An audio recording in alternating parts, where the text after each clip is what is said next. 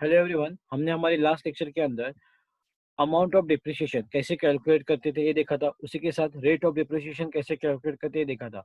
जिन बच्चों को इसके अंदर अभी तक ये समझ में नहीं आ रहा है तो उसके लिए ये रिवीजन प्रॉब्लम रहेगा कि आपको पता होना चाहिए कि अमाउंट ऑफ डिप्रिसिएशन कैसे कैलकुलेट करते हैं, क्योंकि ये बहुत ही इंपॉर्टेंट प्रॉब्लम है डिप्रिसिएशन चैप्टर के अंदर। ठीक है, सो ये पार्ट रिविजन के लिए मैं आपको प्ले कर रहा हूँ, उसके बाद हम आगे का पार्ट कंटिन्यू करेंगे। तो यही हमें इसके अंदर आंसर दिखाता है। ठीक है, सो नेक्स्ट स्टेप देखेंगे। नेक्स्ट प्रॉब्लम क्या दिया हुआ है इसके अंदर। नेक्स्ट प्रॉब्लम दिया हुआ है, calculate the rate of depreciation under straight line method in each of the following cases. सही है, सो नंबर दिए हुए हैं 1 2 3 4। उसके बाद क्या दिया, परचेस प्राइस दिया हुआ है, expenses regarding purchase and installation, estimated residential value, expected useful life years.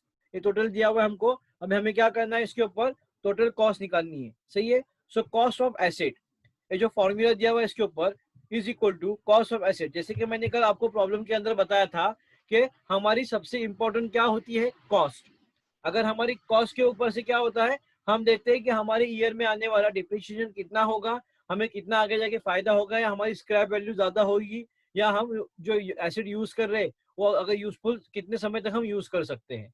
So main important part है इसके अंदर कॉस्ट। सो वही दिया हुआ है यहाँ पे, cost of asset is equal to purchase price. सही है, सो परचेस प्राइस क्या दी हुई है, फर्स्ट ऑफ ऑल 2,40,000 जो यहाँ पे प्रॉब्लम के अंदर हमें दिख रही है। उसके बाद plus expenses regarding purchase and installation. So क्या है, इंस्टॉलेशन कॉस्ट उसकी 80,000। तो जैसे कि मैंने बताया था आपको पहले प्रॉब्लम के अंदर भी बताया मैंने कि जब हम मशीनरी खरीदते हैं तो सिर्फ मशीनरी की कॉस्ट ही इंपॉर्टेंट नहीं होती, उसके ऊपर हमें क्या होता है, इंस्टॉलेशन जो चार्जेस है वो मिला के हमें क्या होती है, टोटल कॉस्ट, जिसके ऊपर हम क्या करते हैं, डेप्रिशिएट कैलकुलेट करते हैं। तो सिंपल से कैलकुलेशन क्या है, सबसे सबसे पहले देखिए इन 4 स्टेप के अंदर 2,40,000 परचेस प्राइस प्लस क्या दिया हुआ है, expenses regarding purchase and installation. So 2,40,000 plus 80,000 is equal to 3,20,000। देखिए मैं वो कैलकुलेशन करके बता रहा हूँ। 2,40,000 प्लस कितना दिया हुआ है यहाँ पे, 80,000। How much will get, total 3,20,000 आया है यहाँ पे। उसके बाद में क्या दिया है, सेकेंड स्टेप के लिए परचेस प्राइस कितनी है, 68,000। सो 68,000 प्लस इंस्टॉलेशन कॉस्ट है मेरी 12,000। सो टोटल कॉस्ट कितने आई मुझे, 80,000 आया है। उसके बाद में नेक्स्ट दिया हुआ है थर्ड 1,80,000 प्लस कितना दिया, इंस्टॉलेशन कॉस्ट 20,000। टोटल कॉस्ट आएंगे मेरी 2 लाख। सही है, सो उसके बाद दिया हुआ 8 lakh plus 2 lakh is equal to कितना दिया हुआ, टोटल कॉस्ट मेरी 10 लाख। सो समझ में आया मुझे। ये देखिए मैं इसका बताने का क्या है रीजन कि परचेस प्राइस प्लस हमारी जो इंस्टॉलेशन कॉस्ट है परचेस प्राइस परचेस होने के बाद, तो हमने क्या किया, दोनों के ऊपर हम कैलकुलेशन जब करते हैं तो क्या होता है, इसके ऊपर डिप्रिसिएशन निकलता है। सही है, सो अमाउंट ऑफ डिप्रिसिएशन एक फॉर्मूला दिया हुआ है। इसके बाद कि हम कैसे कैलकुलेट करें कि हमारी जो अमाउंट ऑफ डिप्रिसिएशन कितनी होनी चाहिए।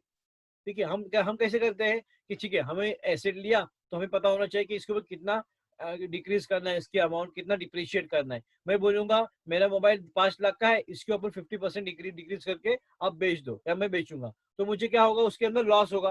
तो मुझे पता होना चाहिए कि मेरी जो अमाउंट है उसकी वैल्यू अभी मार्केट में कितनी है डिप्रिशिएट होने के बाद भी। तो हम कैसे फाइंड करते हैं, हम देखेंगे इसके अंदर कि amount of depreciation is equal to क्या दिया हुआ है, कॉस्ट, मतलब हमारी क्या होगी, टोटल कॉस्ट। अब यहाँ पे कॉस्ट का मतलब क्या होगा, सिर्फ परचेस प्राइस क्या नहीं, मैंने क्या किया, जैसे कि मैंने आपको कल बताया था कि कॉस्ट के अंदर परचेस प्राइस और इंस्टॉलेशन का होता है, दोनों मिला के जो टोटल कॉस्ट निकलती है उसे हम कहेंगे हमारी कॉस्ट। सही है, उसके बाद में क्या दिया हुआ है, माइनस रेसिडुअल वैल्यू। सो रेसिडुअल वैल्यू क्या होता है, जैसे मैंने कल बताया आपको कि हमारी रेसिडुअल और स्क्रैप वैल्यू जिसे कहते हैं वो कितनी होगी। उसके बाद में क्या है, expected divided by expected use of useful life, मतलब हम उसको और कितना साल यूज कर सकते हैं। जैसे कि मैंने बताया कि मैंने मोबाइल लिया तो मैं सोचूंगा इसको 5 साल यूज करूंगा, सो मेरी कितनी एक्सपेक्टेड यूजफुल लाइफ है वो मैं देख सकता हूँ। अगर मेरे 4 साल में इतना प्राइस है 10 लाख रुपए, और उसके बाद मैं सोचूंगा कि 10 लाख के बाद मुझे 4 साल के बाद उसकी अमाउंट फिर से जो मैं बेचूंगा तो 8 लाख रुपीज आए, तो मैं देखूंगा कि कौन सा फीचर या कौन सा दूसरा उसके साथ मार्केट में अवेलेबल है मोबाइल जो मैं यूज कर सकता हूँ। सो उसके बाद क्या दिया है, divide by expected use of life, मैं कितने साल उसको यूज करने वाला था वो लाइफ को, और उसके बाद मतलब जो दी हुई प्रोडक्ट है, जो मशीनरी है, उसको कितने साल यूज करने वाला था, और उसके बाद मैं डिप्रिशिएट वैल्यू हमें कैसे कैलकुलेट करूंगा, उसका मैंने क्या किया यहाँ पे दिखाया है आपको। देखिए कैसे दिखाते हैं यहाँ पे।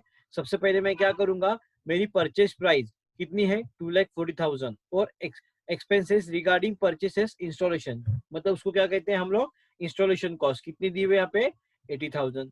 सही है। सो 2,40,000 प्लस 80, जैसे हमने देखा 3,20,000 आया। तो जैसे कि मैंने आपको बताया था कि हम लोग जब डिप्रिसिएशन चार्ज करते हैं तो टोटल सिर्फ परचेस प्राइस के ऊपर ही नहीं, हम पूरे मशीनरी के ऊपर मतलब इंस्टॉलेशन तक जितना खर्चा होगा उसके ऊपर हम क्या करते हैं, चार्ज करते हैं। सही है। सो मेरा कॉस्ट कितनी है 3,20,000। उसके बाद में रेसिडुअल वैल्यू, ये भी प्रॉब्लम में हमें दी हुई है, कितनी दी हुई है 1,60,000। इसका मतलब क्या होता है हमारा total scrap value divided by expected useful life. कितना यूजफुल लाइफ है यहाँ पे 4 दिया हुआ। सही, देखिए इजी कैलकुलेशन है। सो 3,20,000 total cost minus 1,60,000 residual value divided by 4। सिर्फ हमें क्या करना है, इस फॉर्मूले के अंदर पुट करना है अमाउंट। देखिए सो कितना आएगा आंसर 3,20,000। सही है। माइनस कितना दिया है 1,60,000। ओके, डिवाइडेड बाय क्या दिया हुआ है यहाँ पे 4। कितना आया 40,000। देख सकते हैं आया आंसर 40,000, बहुत ही इजी है। उसके बाद नेक्स्ट क्या दिया हुआ है, उसका कैलकुलेशन करेंगे हम लोग। टोटल कॉस्ट है हम लोग की 80,000। सही है। उसके बाद दिया हुआ है तो 80,000 के बाद माइनस, सही है, क्या दिया हुआ है माइनस हमारा एस्टिमेटेड रेसिडुअल वैल्यू कितना है 8,000। सो 8,000 है डिवाइडेड बाय क्या दिया हुआ है नंबर ऑफ ईयर्स कितना है 10। सो कितनी अमाउंट मिली हमें 7,200 नंबर सेकेंड के लिए। अभी नंबर 3 का कैलकुलेशन है 1,80,000 प्लस 20,000, मतलब टोटल आएंगे इसके 2 लाख। सही है। उसके बाद में क्या दिया हुआ है स्क्रैप वैल्यू दी है 40,000। सो हम क्या माइनस करेंगे इसमें से 40,000, कितना मिला हम लोग को 1,60,000। नंबर ऑफ ईयर कितना है, नंबर ऑफ ईयर है 10 डिवाइड बाय 10, कितना आया 16,000। सो उस टाइम की जो अमाउंट डिप्रिसिएशन कितनी होगी 16,000। उसके बाद में लास्ट वन दिया हुआ है कितना है हम लोग का 8 lakh machinery cost plus 2 lakh उसके इंस्टॉलेशन चार्जेस का खर्चा आया था। टोटल हुआ थी हम लोग की 10 लाख की एसेट। उसमें से क्या हुआ एस्टिमेटेड रेसिडेंट वैल्यू हमने लेस किया, less 1 lakh divide by number of years कितना है 5 ईयर्स उसको यूज करना था हमें, तो हुआ 1,80,000। सो इसकी डिप्रिशिएट वैल्यू हुई 1,80,000। समझ में आया, बहुत ही इजी कैलकुलेशन नहीं है। उसके बाद में क्या दिया हुआ है रेट ऑफ डिप्रिशिएशन। अभी उसका फॉर्मूला क्या दिया है देखो, अमाउंट ऑफ डिप्रिशिएशन मतलब जो हमने अमाउंट अभी जो अमाउंट है वो हमने जो कैलकुलेट की, सही है, वो लेंगे हम लोग upon total cost of asset. Total cost मतलब कौन सी, ये ऊपर दी हुई 3,20,000 purchase price plus installation cost, उसे कहते हैं हम टोटल कॉस्ट ऑफ एसेट। सो सबसे पहले हम क्या करेंगे, इसका भी सिंपल कैलकुलेशन है बहुत। हमारी अमाउंट ऑफ डिप्रिसिएशन कितनी दी हुई है 40,000 divided by total cost of asset 3,20,000 multiply by 100, जो फॉर्मूले दिया है उसके हिसाब से हम अमाउंट से पुट करेंगे। सो फर्स्ट आंसर आया इसका रेट ऑफ डिप्रिसिएशन 12.5%। देखिए हमने क्या किया, सबसे पहले अमाउंट कैलकुलेट की कि हमारी अमाउंट कितनी होनी चाहिए थी अगर हम लोग डिप्रिसिएशन निकालते हैं, मतलब क्या स्क्रैप वैल्यू लेस करने के बाद। उसके बाद हमने कितना परसेंट डिप्रिसिएशन कैलकुलेट किया, उसका रेट क्या होगा, वो रेट दिया हमने कैसे कैलकुलेट उसका भी सब दिया हुआ है। सो 12.5% से हम कैलकुलेशन करेंगे। सही है। उसके बाद में नेक्स्ट देखेंगे क्या है, नेक्स्ट है 7,200। सही है, 7,200 डिवाइडेड बाय हमारा टोटल कॉस्ट ऑफ एसेट कितना है 80,000 मल्टीप्लाई बाय 100, कितना आया आंसर 9%। सो सेकेंड की जो हमारी कॉस्ट थी वो कितनी थी 9% ऑफ डिप्रिशिएशन, जैसे कहते हैं ना at the rate of depreciation calculate कीजिए। सो 9%। उसके बाद नंबर थ्री के लिए क्या दिया हुआ है हम लोग को देखेंगे, हम लोग 16,000 दी हुई है इसकी। सही है, अमाउंट ऑफ डिप्रिशिएशन। सो 16,000, उसके बाद दिया हुआ है divided by total number of asset कितने दिए हुए हम लोग को 2 लाख मल्टीप्लाई बाय 100, कितना आया रेट ऑफ डिप्रिसिएशन हम लोग का 8 आया है यहाँ पे 8%। उसके बाद लास्ट वन क्या दिया हुआ है हम लोग को, हम लोग का 1,80,000 है सही है। सो 1,80,000 amount of depreciation, 1,80,000 amount of depreciation divided by total cost of asset कितनी थी हम लोग की 10 लाख। सही है, मल्टीप्लाई बाय क्या आएगा 100, कितनी मिली हम लोग को 18%। सो ये क्या होगी हमारी rate of depreciation for last fourth के लिए कितना आएगा 18%। सो नेक्स्ट प्रॉब्लम में डिप्रिशिएशन का, प्रकाश लिमिटेड परचेस और machinery costing rupees 2 lakh, 2 lakh की मशीनरी परचेस की है कब 1 अप्रैल 2015 को। Depreciation is charge at 10% of original cost, जो ओरिजिनल कॉस्ट है मशीनरी के 2 लाख रुपीज, उसके ऊपर कितना डिप्रिशिएशन चार्ज हुआ है 10%। Okay, so original cost of each year on 31st March. Okay, so 31st March year ending दी उसके साथ, और हमें कितनी ईयर्स के लिए कैलकुलेशन करना है। सो ईयर्स दिए हुए 2015 टू 16, 16 टू 17 एंड 17 टू 18, मतलब हमें क्या करना है ईयर्स का कैलकुलेशन करना है। सबसे पहले हम क्या करेंगे यहाँ पे वर्किंग नोट करेंगे। तो देखिए वर्किंग नोट कैसी की है इसके अंदर कि इसका जो डिप्रिसिएशन दिया हुआ है, कितना डिप्रिसिएशन चार्ज है 2 लाख रुपीज। सही है। सो ओरिजिनल मशीनरी की कॉस्ट मैंने ली, जैसे कि हमने कल की प्रॉब्लम के अंदर देखा था, ओरिजिनल कॉस्ट ली मैंने। अभी इसके बाद इसके अंदर इंस्टॉलेशन चार्ज नहीं दिया हुआ, तो सिर्फ क्या आएगा मशीनरी कॉस्ट दी हुई है। सही है। सो 2 लाख रुपीज क्या है मेरी मशीनरी कॉस्ट है, उसके ऊपर क्या बताया गया है मुझे 10% क्या करना है मुझे फॉर लेस डिप्रिसिएशन फॉर 2015-16, कब का 15 और 16 का 10% मुझे कैलकुलेट करना है। सी, तो सबसे पहले मैं क्या करूंगा 2 लाख रुपीज दी अमाउंट, सही है, मल्टीप्लाई में कितना 10%, सो कितना आता है आंसर 20,000 आया है यहाँ पे। सो क्या मिला मुझे फर्स्ट डिप्रिशिएशन 2015-16 ईयर का 20,000, उसके बाद में मेरा बैलेंस कितना बचा 2 lakh minus 20,000 is equal to WDV on 1 April. Next year कितना आया मेरी मशीनरी कॉस्ट 1,80,000। समझ में आया। उसके बाद ये भी सेम ही प्रॉब्लम है स्ट्रेट लाइन मेथड का। सो उसके बाद दिया हुआ है लेस 10% डिप्रिशिएशन फॉर 2016 एंड 17, कितना आएगा अभी 2 लाख के ऊपर ही कैलकुलेट करना है मुझे। ठीक है, SLM मेथड है तो उसके ऊपर ही हम कैलकुलेट करेंगे। तो 2 लाख के ऊपर 20,000 कितना है, फिर से 10% 20,000 आता है। सो कितना बचा 180 था हम लोग का 2016 के अंदर, उसमें से 20,000 क्या हुआ गया। सो मिला कितना हम लोग को 1,60,000। And for the last year same 10% depreciation for 17-18 के लिए कैलकुलेट करना है। सो सेम 2 लाख के ऊपर 10% मतलब 20,000 आए। सही है। तो उसके बाद क्या था मेरा बैलेंस 1,60,000 था, रिमेनिंग बैलेंस बचा हुआ। सही है, माइनस कितना दिया हुआ इसके ऊपर फिर से 20,000, कितना आया 1,40,000, देख सकते हैं आप। ठीक है, सो ये क्या आया मेरा फॉर द 2000 अप्रैल का बैलेंस मेरी मशीनरी कॉस्ट है 1,40,000। सो उसके बाद सेकेंड स्टेप क्या दिया हुआ है अल्टरनेट मेथड। इसके अंदर हम क्या कर सकते हैं डायरेक्टली कैलकुलेशन करेंगे डिप्रिसिएशन का। कॉस्ट दी हुई हम लोग को ओरिजिनल कॉस्ट एज ऑन 1 अप्रैल 2015 दिया हुआ है 2 लाख, उसके ऊपर हमें क्या करना है डिप्रिसिएशन निकालना है 10% ईच ईयर की, मतलब जो ईयर दिए है हम लोग को। सही है। सो 15 के लिए 16 के लिए और 17 के लिए उसके हिसाब से हमें क्या करना है कैलकुलेशन करना है। सो कितना आएगा ओरिजिनल कॉस्ट है हम लोग की 2 लाख, सो 3 ईयर्स का होता है 30%। सही है। सो कितना मिला हम लोग को 60,000 डिवाइडेड बाय 3, कितना आएगा 20,000। ठीक है, एवरी ईयर। सो देखिए डायरेक्टली कैलकुलेट किया हमने, ये आया अल्टरनेट मेथड से आंसर। सो नेक्स्ट स्टेप देखेंगे इसके अंदर क्या कैलकुलेशन है। देखिए इन the books of Prakash limited हमने क्या किया है मशीनरी अकाउंट प्रिपेयर किया है। जब बहुत इसके अंदर दी जाती है मशीनरी अकाउंट और डिप्रिसिएशन अकाउंट आपको क्या करना होता है प्रिपेयर करना होता है। सही है। देखिए यहाँ पे फर्स्ट डेट क्या दी हुई है, हमने जब मशीनरी परचेज की थी 1 अप्रैल 2015। सही है। जो इसकी ट्रांजेक्शन है फर्स्ट वो कैसे होती है चेक से ही होती है, तो इसलिए यहाँ पे आया है to bank account. So amount कितनी थी हमारी एसेट की 2 लाख रुपीज। सही है। सो मशीनरी थी हम लोग की 2 लाख रुपीज की, और उसके बाद में हमने डिप्रिसिएशन कैलकुलेट किया था पूरे साल का 1 अप्रैल से लेके 31 मार्च तक, मतलब 2016 तक। कितना निकाला था 10%, कितना आया था उसके ऊपर हम लोग का 20,000। सही है, जब हमने कैलकुलेशन किया था। और उसके बाद में क्या मिला हम लोग को, हमारा जो बैलेंस बचा था मशीनरी 2016 की जो प्राइस थी कितनी थी उस टाइम प्राइस 1,80,000, वो डिप्रिसिएशन जाने के बाद। सो जो ओल्ड प्राइस थी वो न्यू ईयर के अंदर क्या हुई ब्रॉड डाउन हो गई। सो यहाँ पे सबसे पहले हम क्या करेंगे अकाउंट टैली करेंगे। 2 लाख मेन प्राइस थी, डिप्रिसिएशन निकाली 20,000 हम लोग ने, बैलेंस बचा हम लोग के पास 1,80,000। सो यहाँ पे क्या हुआ 2 लाख अकाउंट्स, दोनों अकाउंट्स पे क्या हुआ टैली हुए। उसके बाद में 1,80,000 जो था वो आगे क्या हुआ ब्रॉड डाउन हुआ से न्यू ईयर के अंदर। सो 15 का 16 के अंदर ब्रॉड डाउन हुआ कितना 1,80,000। सो अभी इस ईयर में मशीनरी की प्राइस कितनी है हम लोग के पास 1,80,000।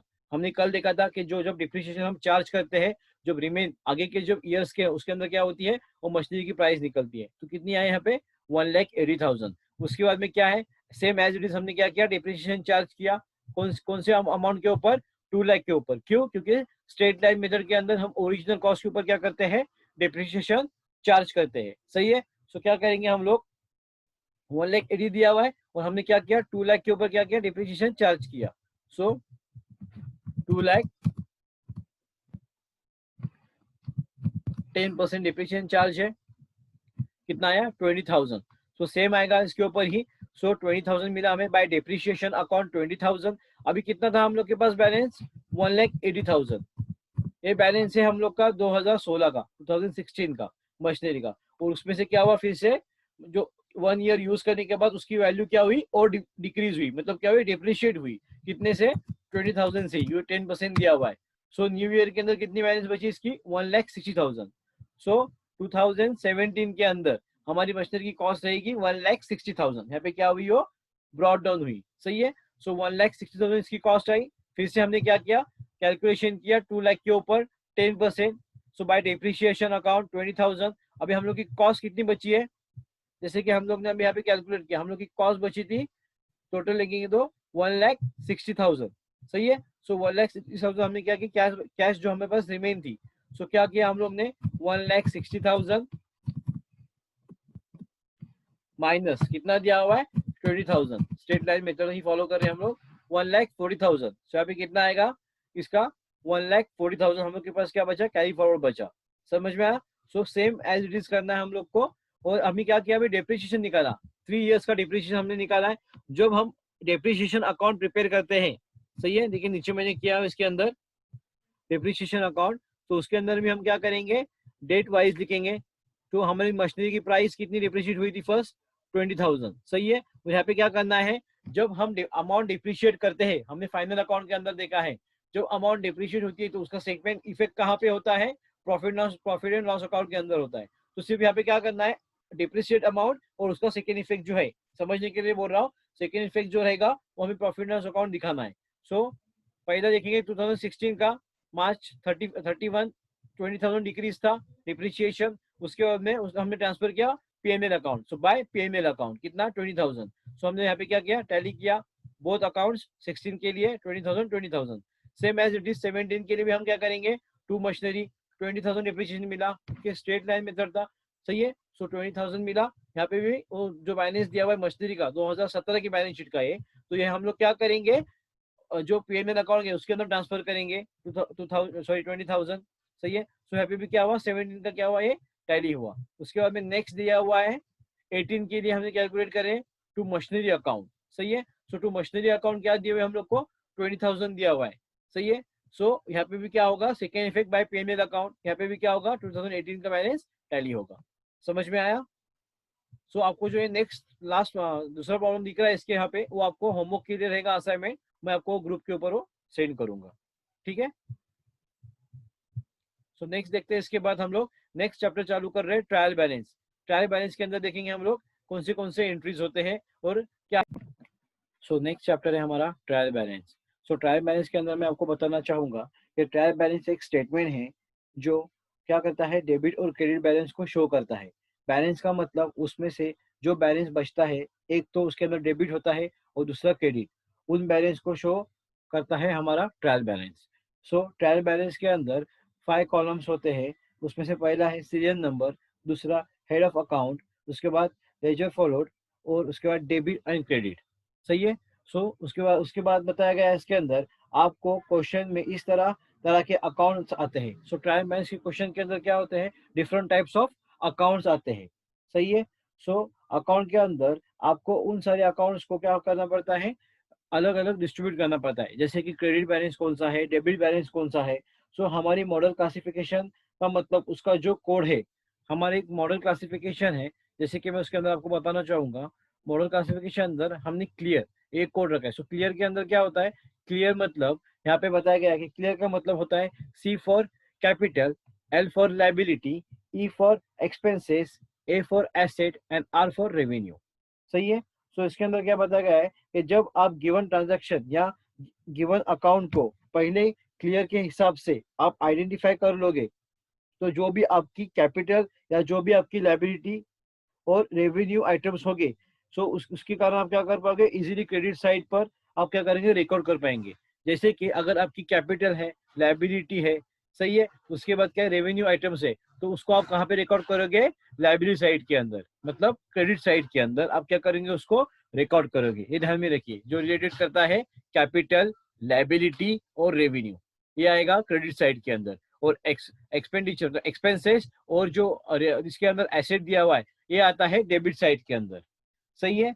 सो हम उसके बाद क्या करते हैं, दोनों साइड, जैसे कि हमारी क्रेडिट साइड और डेबिट साइड, हम दोनों को अमाउंट को टैली करते हैं. अगर वो अमाउंट मैच होती है तो हमारा प्रॉब्लम क्या होगा, करेक्ट होगा. सही है. और इसके अंदर मैं आपको बताने वाला हूँ, लेकिन एक छोटा सा प्रॉब्लम लूंगा मैं ट्रायल बैलेंस के अंदर आज. सो आपको पता चलेगा कि डेबिट साइड के अंदर कौन सी अमाउंट जाती है और क्रेडिट साइड के अंदर.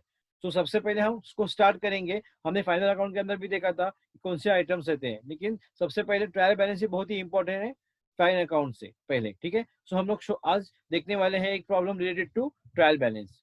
Let's see. इसके अंदर दिया हुआ है the following balance appear in the books of Shruti on 30 September 2005, prepare her trial balance. ठीक है. देखिए हर एक आइटम्स दिया हुआ है इसके अंदर. मैंने यहाँ पे लिखा कि कौन सा बैलेंस कहाँ पे आता है. सो देखिए कैपिटल कहाँ आता है, लाइबिलिटी के अंदर. जैसे कि मैंने अभी आपको बताया, अगर हम क्लियर के हिसाब से उसको यूज करेंगे, सो जो आइटम्स है, जैसे कि मैंने अभी आपको बताया था कैपिटल, सही है, उसके बाद में क्या था, लाइबिलिटी और रेवेन्यू, ये सारे जो आइटम्स है वो डायरेक्टली जाएंगे हमारे क्रेडिट साइड के अंदर. और जो एसेट है और एक्सपेंसेस है वो जाते हैं सीधा डेबिट साइड के अंदर. तो उसके हिसाब से हमें क्या करना है, उसकी पोस्टिंग करनी है. सो फर्स्ट ऑफ ऑल दिया हुआ है यहाँ पे कैपिटल. कैपिटल कितना दिया हुआ है, 1 लाख. सो 1 बाय 1 हम क्या करेंगे, उसकी पोस्टिंग करेंगे.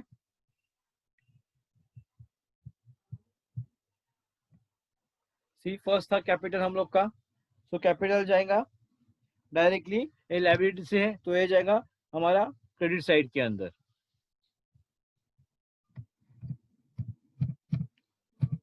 कैपिटल है हम लोग का, तो ये जाता है डायरेक्टली कहाँ पे जाएगा, क्रेडिट साइड के अंदर. कितने अमाउंट दी हुई इसको, 1 लाख रुपीज. उसके बाद में क्या दिया हुआ है, लोन फ्रॉम बैंक, ये भी क्या है हम लोग की लाइबिलिटी है. सो ये भी कहाँ पे जाएगी, डायरेक्टली क्रेडिट साइड के अंदर. सो लोन फ्रॉम बैंक, ये भी जाएंगे डायरेक्टली हमारी क्रेडिट साइड के अंदर. कितने अमाउंट दी इसको, देखेंगे हम लोग प्रॉब्लम के अंदर. अमाउंट दिया हुआ है इसको, loan from bank 2 lakh rupees. सही है. सो ये भी जाएगा हम लोग का क्रेडिट साइड के अंदर.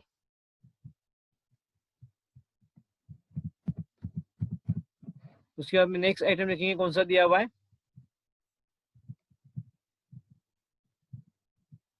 नेक्स्ट आइटम दिया है परचेसेस. सो ये जाएगा डेबिट में. ठीक है.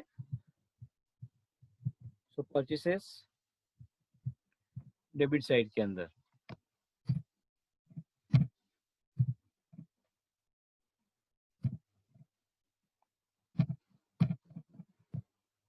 परचेसेस जाएगा ये डायरेक्टली डेबिट साइड के अंदर. इसकी अमाउंट कितनी दी है परचेसेस की, अमाउंट दी हुई 3 लाख रुपीज.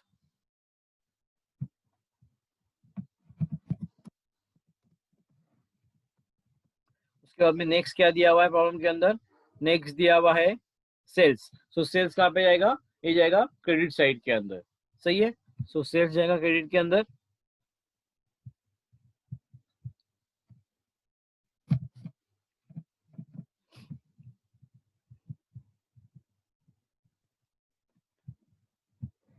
अमाउंट दी गई सेल्स की 4 लाख रुपीज.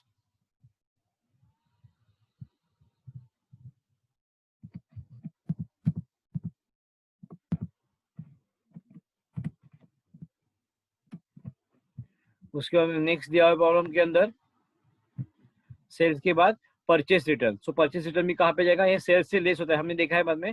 सो परचेस रिटर्न जाएगा ये भी हम लोग का क्रेडिट साइड के अंदर. कितने अमाउंट दी है, 50,000. क्या है, परचेस रिटर्न.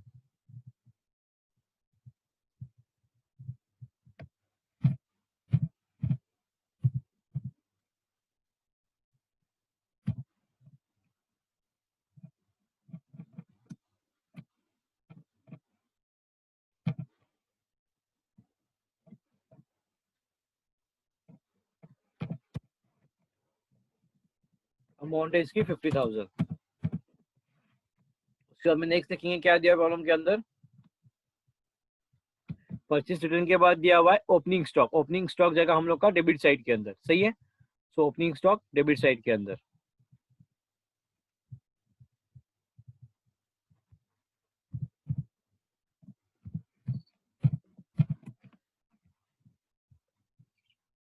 अमाउंट दी होगी इसकी ओपनिंग स्टॉक की हम लोग की 50,000 रुपीज।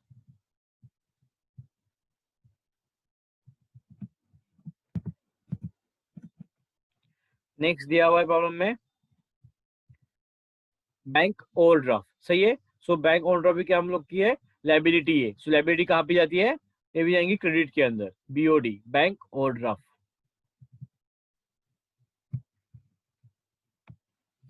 बीओडी ये भी जाएंगे क्रेडिट साइड के अंदर। इसका बैलेंस दिया हुआ है प्रॉब्लम के अंदर 80,000, सही है। सो ये जाएगा सीधा क्रेडिट के अंदर।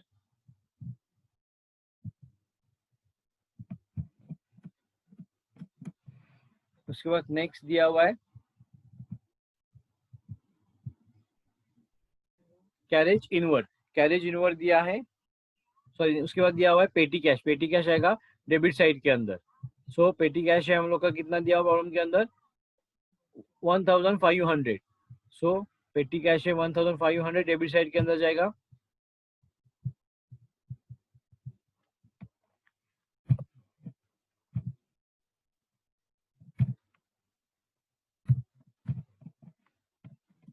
अमाउंट है इसकी 1,500,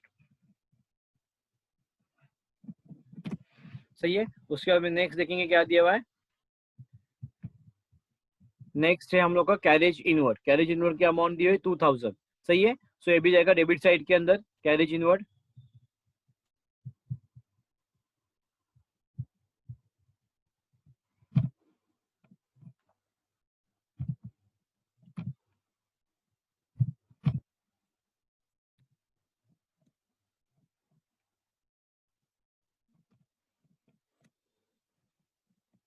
अमाउंट 2,000 डेबिट के अंदर। नेक्स्ट है प्रॉब्लम के अंदर दिया हुआ after carriage inward prepaid expenses. कितना दिया प्रीपेड एक्सपेंसेस हम लोग को 1,000। सो ये भी जाएगा डेबिट के अंदर। जैसे कि मैंने कहा था आपको कि एक्सपेंसेस और एसेट जो है वो जाते हैं डेबिट साइड के अंदर, सही है। सो प्रीपेड एक्सपेंसेस जाएगा डेबिट के अंदर।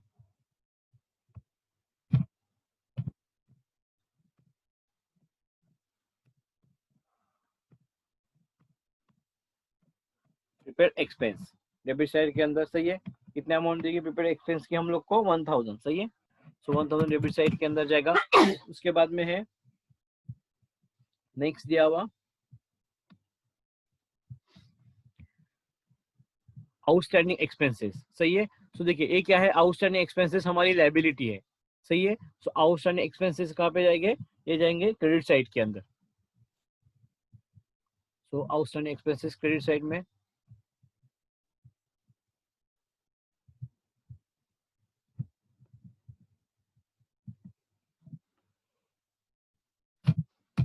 आउटस्टैंडिंग एक्सपेंसेस, सही है। कितनी अमाउंट दी है उसकी, उसकी अमाउंट दी हुई है आउटस्टैंडिंग एक्सपेंसेस की 1,000।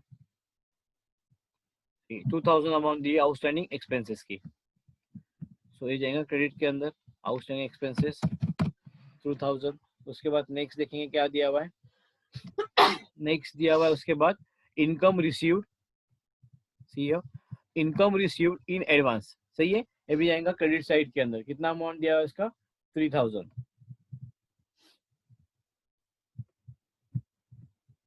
सो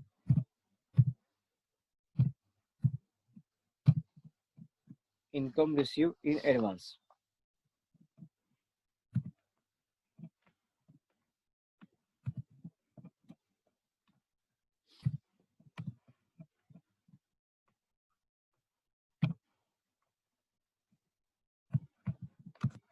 सो अमाउंट दी होगी इसकी हम लोग को 3,000 रुपीज। ये भी जाएगा हम लोग का डायरेक्टली क्रेडिट साइड के अंदर। सो अमाउंट है इसकी 3,000 रुपीज। नेक्स्ट दिया हुआ है प्रॉब्लम के अंदर, नेक्स्ट दिया हुआ है income earn but not receive, सही है। ये क्या है, इनकम अर्न बट क्या अभी तक रिसीव नहीं हुआ, सो ये जाएगा directly one time expense debit side के अंदर। कितना है 5000। सो उसकी एंट्री करेंगे हम लोग।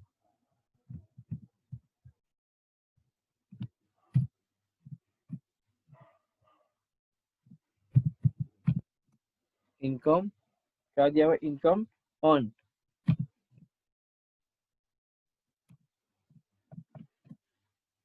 But not received.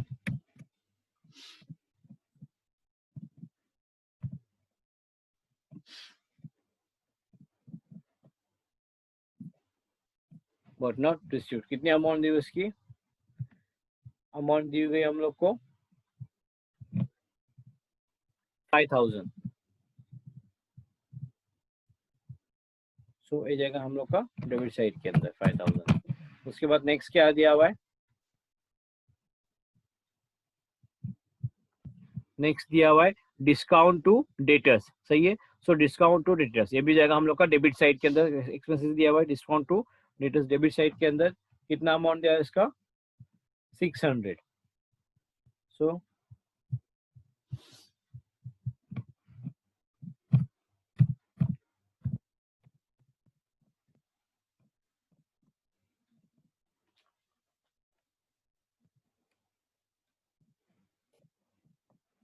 Discount to debtors amount दी हुई इसकी 600, सही है।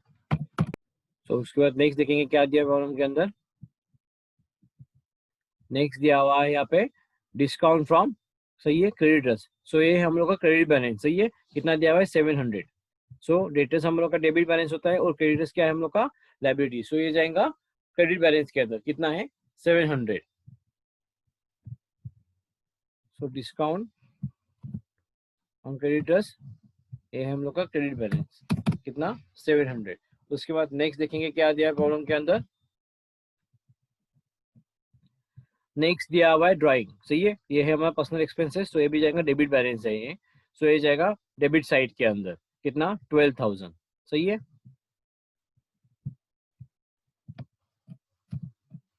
क्या दिया हुआ है ड्राइंग्स, ये हम लोग का डेबिट बैलेंस अमाउंट दी है यहाँ पे 12000। उसके बाद नेक्स्ट देखेंगे क्या दिया हुआ है।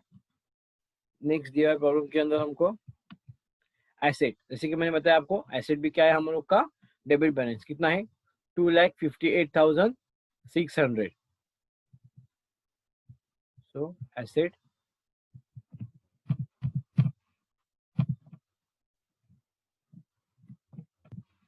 अमाउंट है इसकी 2,58,600।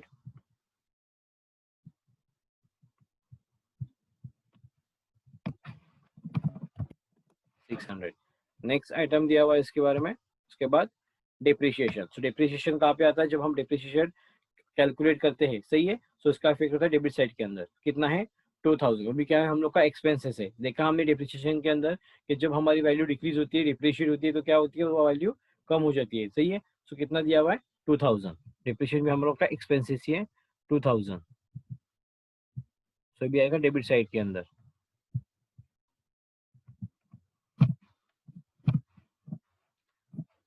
डेप्रिशिएशन अमाउंट दी हुई इसकी 2000। ओके। उसके बाद में देखेंगे क्या दिया हुआ है। नेक्स्ट दिया हुआ है प्रॉब्लम के अंदर हम लोग को बैड डिप्स, सही है। सो नेक्स्ट है बैड डिप्स। बैड डिप्स भी क्या है हम लोग का एक्सपेंसेस हो जाएगा 3000 डेबिट साइड के अंदर, डेबिट बैलेंस ही है।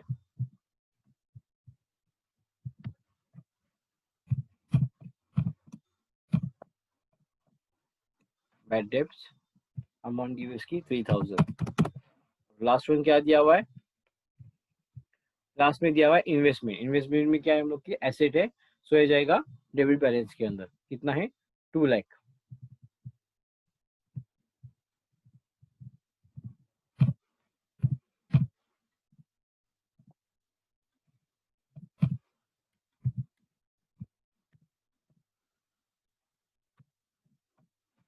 तो भी हम लोग का debit balance 2 lakh rupees. Okay. So जैसे कि मैंने कहा था हम अब दोनों साइड क्या करेंगे, टैली करेंगे और देखेंगे हम लोग का आंसर सही है या गलत। Okay, so one by one सबसे पहले मैं टैली करूंगा। यहाँ पे हम दिया हुआ है, यहाँ पे डेबिट साइड क्या अमाउंट है, 3 lakh plus 50,000 plus 1,500 plus 2,000 plus 1,000 plus 5,000 plus 600 plus 12,000 plus 2,58,600 plus 2,000 plus 3,000, last one is 2 lakh. So is equal to, we will get 8,35,700. Okay, so यहाँ पे नीचे लिखूंगा मैं टोटल के अंदर इसको,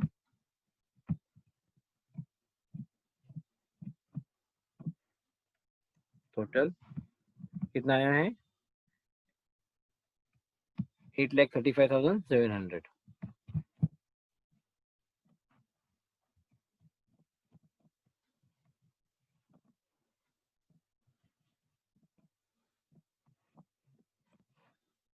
okay, so next credit side देखेंगे टैली हो रही है क्या।